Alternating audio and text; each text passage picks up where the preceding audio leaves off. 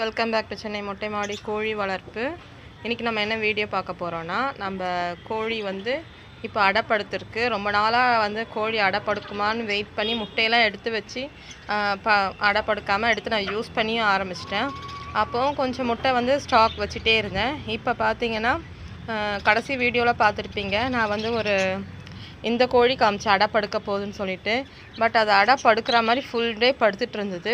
ஆனால் முட்டை எடுத்து அடைக்கி வைக்கும்போது அது இறங்கி கூண்டுக்குள்ளே போயிடுச்சு. அதனால் நான் வந்து திரும்பவும் அடை படுக்கலன்னு சொல்லிட்டு எல்லாத்தையும் எடுத்து வச்சுட்டேன்.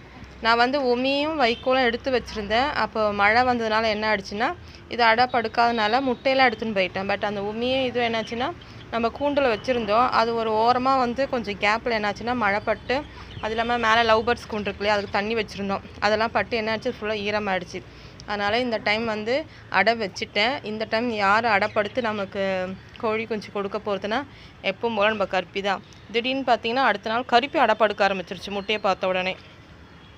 ஸோ கருப்பி வந்து அடைப்படுக்கிற மாதிரி ஒரு சிம்டம்ஸ் இல்லாமல் இருந்தது. இந்த முட்டை எடுத்து வச்சதும் கருப்பி போய் யாரை போட்ட முட்டையில் போய் உட்காந்து அடைப்படுக்க ஆரம்பிச்சது. ஸோ அடுத்து வந்து ஃபைனலாக இப்போ கருப்பி தான் அடைப்படுத்திருக்கு. உமியும் கிடையாது, வைக்கோலும் கிடையாது. ஸோ நீங்களும் இது போல் ட்ரை பண்ணுங்கள். நம்ம அடை வைக்கிறதுக்கு வந்து கம்பல்சரி உமி, மணல் அதெல்லாம் இருக்கணும் கிடையாது, வைக்கோலும் கிடையாது. பட் மழை காலத்தில் உமியும் நீங்கள் வைக்கோலும் வச்சிங்கன்னா நல்லா ஹீட்டு கொடுக்கும். ஸோ அதனால தான் நான் வச்சேன். திடீர்னு அடை படுக்கும்போது அதுவும் ஈரமானதுனால இப்போ வெறும் ஒரு பிளாஸ்டிக் கவர் போட்டு அதில் தான் அடை வச்சுருக்கிறேன். நீங்கள் எல்லாம் ஒரு காட்டன் துணி இருந்தால் கூட போதும். அதில் நீங்கள் வந்து முட்டை வச்சு அடை படுக்க வச்சாலும் கோழி வந்து அடைப்படுத்துடும். கோழி அடை படுக்கிறதுக்கு வந்து இதெல்லாம் இருக்கணும்னு கிடையாது. அதை அடை படுக்க ஆரம்பிச்சிருச்சுன்னா நீங்கள் முட்டை எங்கே வைக்கிறீங்களோ அது மேலே போய் உட்காந்து அடை படுக்க ஆரம்பிச்சிடும். என்ன ஒன்று ஈரம் பதம் இல்லாதபடி பார்த்துக்கணும், அவ்வளோதான். ஸோ இப்போ நம்ம வந்து கருப்பியை காமிக்கிறேன். அடைப்படுத்துட்ருக்கு ரொம்ப எப்பவும். ஆனால் கருப்பி அடைப்படுத்துதுன்னா நல்லா அடைப்படுத்து கோழி கொஞ்சம் பொரிச்சு கொடுத்துரும். இப்போ நடுவில் கொஞ்சம் மழை சீசனாக இருக்கிறதுனால அடை படுத்துருக்கு. நான் மழை சீசனில் வந்து அடை வைக்க மாட்டேன். இந்த நவம்பர், டிசம்பர், ஆகஸ்ட்டு இந்த மாதிரி மழை காலம், குளிர்காலத்தில் அடை வைக்க மாட்டேன். மோஸ்ட்லி களைச்சி விட்டுடுவேன். அடை படுத்தாலும் அடையை வந்து தெளிய விட்டுடுவோம். ஆனால் நம்ம மாடியில் பார்த்திங்கன்னா நீங்கள் சொன்ன மாதிரி எல்லாமே வந்து கொஞ்சம் பழைய கோழியாகிடுச்சு. ஸோ நம்ம அடுத்த பேட்ச் எடுக்கணும். அதனால் கோழி அடை படுக்குமான்னு காத்துட்ருந்தேன். இப்போ படுத்துருச்சு.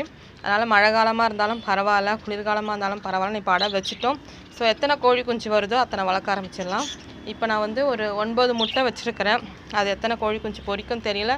பட் நான் அதுக்கு முன்னாடி போட்ட வீடியோஸ்லாம் பார்த்து நீங்களும் அது போல் முட்டை அடை வைக்கிறதுக்கு முன்னாடி எவ்வளோ முடியுமோ அந்த அளவுக்கு நீங்கள் நல்ல முட்டையாக பார்த்து எடுத்து வைங்க. ஸோ அந்த மாதிரி பார்த்து எடுத்து வச்சா கண்டிப்பாக எல்லா கோழி முட்டையும் பொரிக்கும். பட் இது மழை காலம்ன்றதுனால எனக்கு தெரியல.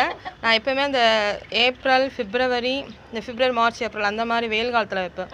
எல்லா கோழி குஞ்சுமே அழகாக பொரிச்சு வந்துடும். வைக்கிற முட்டையெல்லாம் பொரிச்சு வந்துடும். இது வந்து நம்ம ஃபஸ்ட் டைம் இப்போது இந்த மாதிரி சீசனில் வச்சுருக்குது. ஏன்னா நம்ம கோழி தேவைன்றதுனால இப்போ வச்சுருக்கிறேன்.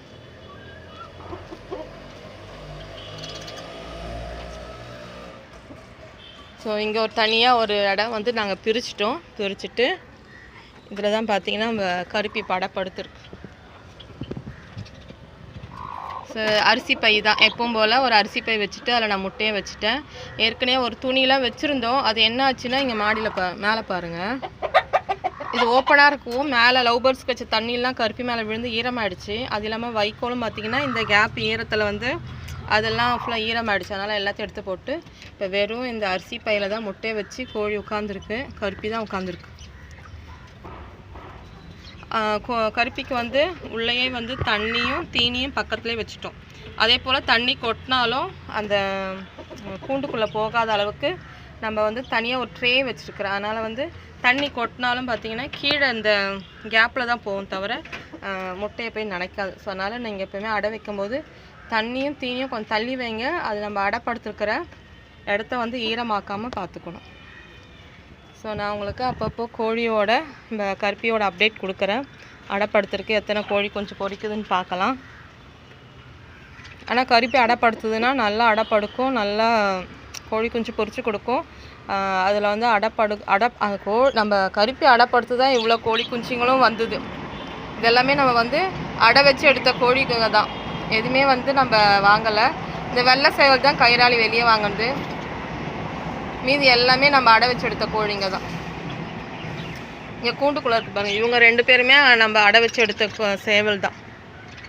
ஸோ நமக்கு இந்த ப்ரீடு வேணுன்றதுக்காக இவங்களை நம்ம தனியாக இதில் வச்சுருக்குறோம். ஸோ நான் வந்து உங்களுக்கு அப்பப்போ நம்ம கரிப்பி அடைப்படுத்து என்னென்ன பண்ணுறன்றது உங்களுக்கு வீடியோஸ் போடுறேன். முடிஞ்ச அளவுக்கு ஈரமாகாமல் பார்த்துக்கணும். அதாவது சுற்றி ஈரமாகாமல் இப்போ எல்லாமே நான் க்ளோஸ் பண்ணி வச்சுட்டேன். கருப்பியும் உள்ள அடைப்படுத்துருக்கு. ஒரு நாள் விட்டு ஒரு நாள் எச்சம் போடுறதுக்கு கொஞ்சம் திறந்து வெளியே விட்டுடுவேன். சில டைம் எச்சமும் உள்ள சைடில் போட்டுருச்சு. ஆனால் கறிப்பு அடைப்படுத்துதுன்னா அது கோழி குஞ்சு பார்க்குற வரைக்கும் அந்த இடத்த விட்டு நகராது. நீங்கள் இதே முட்டையெல்லாம் எடுத்துகிட்டு இன்னும் 20 நாள் கழித்து கோழி குஞ்சு வரலன்னா திரும்ப முட்டை வச்சாலும் கருப்பி அப்படியே திரும்ப தொடர்ந்து அடைப்படுத்துட்ருக்கோம். ஸோ கருப்பி வந்து அது கோழி குஞ்சு அடைக்கோழி எல்லாமே சரி, நம்ம வச்ச முட்டை வந்து கோழி குஞ்சாக பார்த்த பிறகு அந்த அடையவே விட்டு ஏஞ்சிக்கும், இல்லைன்னா ஏஞ்சிக்காது. ஸோ ஓகே ஃப்ரெண்ட்ஸ், இந்த வீடியோ உங்களுக்கு கண்டிப்பாக யூஸ்ஃபுல்லாக இருக்கும்னு நினைக்கிறேன். நான் சிம்பிளாக ஒரு ட்ரெயில் ஒரு கோணி பையில் தான் அடை வச்சுருக்கிறேன். சைடில் தண்ணி அரிசி எப்போவுமே அது உள்ளே இருக்கணும். ஏன்னா தாகம் எடுக்கும் போது தண்ணி குடிக்க இல்லைன்னா கண்டிப்பாக முட்டையை உடச்சி குடிச்சிடும். ஸோ அதனால் எப்போயுமே தண்ணி வச்சுருங்க கோழிக்கு. ஸோ இந்த வீடியோ பிடிச்சா மறக்காமல் லைக் பண்ணுங்கள், உங்கள் ஃப்ரெண்ட்ஸ்க்கு ஷேர் பண்ணுங்கள். வீடியோ ஃபுல்லாக ஸ்கிப் பண்ணாமல் பாருங்கள். நான் நம்மளோட டிஸ்கிரிப்ஷனில் வந்து ஃபேஸ்புக் லிங்க் தரேன். நீங்கள் ஃபேஸ்புக் பார்த்து நீங்கள் அதுவும் ஃபாலோ பண்ணிக்கோங்க. ஃபுல்லாக நம்ம மொட்டை மாடி கோழி வளர்ப்பு பற்றின வீடியோஸ் வரும். முடிஞ்சவங்க ஃபாலோ பண்ணிக்கோங்க, லைக் பண்ணுங்கள் நம்ம ஃபேஸ்புக்கையும். தேங்க்யூ, பாய்.